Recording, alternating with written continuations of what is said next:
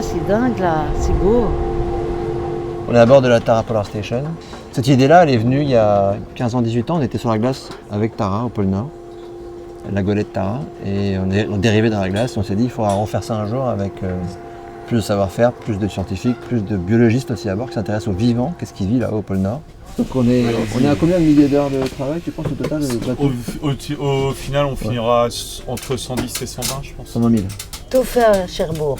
Ouais. Tout fait à Cherbourg. Première fois que je viens ici, je suis C'est très vrai contente. Ce bateau, il a une forme particulière, il est ovale. En fait, il est rond de partout, parce qu'en fait, la glace, quand elles font 1 mètre d'épaisseur à peu près sur la banquise, sur la mer, et cette glace, elle bouge assez vite parfois, et elle vous entrechoque en fait. Et si vous n'avez pas une forme ronde, ben, vous devez être très solide, très lourd. Et donc ce bateau, il n'est pas si solide que ça, il n'est pas très lourd.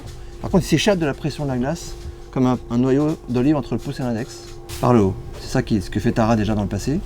L'architecte Olivier Petit qui a fait ce bateau a pensé la même idée, et donc on a poussé jusqu'à quasiment l'extrême le modèle. Voilà, c'est la timonerie avec un espace cartographie, un espace radio. Je pensais pas que c'était si grand, tu vois. En fait, au début, c'était plus petit.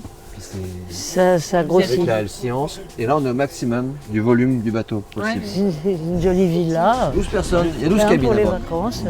Mais j'aime bien ces formes de fenêtres là, c'est beau. T'aimes bien? C'est un côté futuriste. Là, il y a une bibliothèque.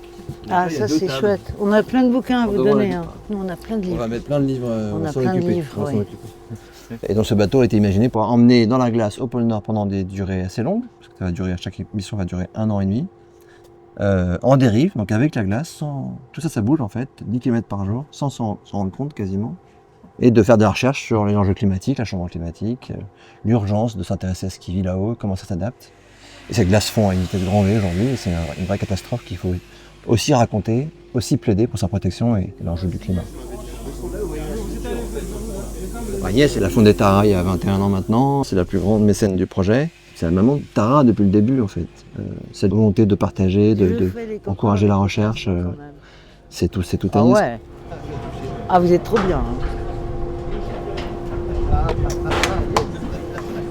J'ai fait un bisou.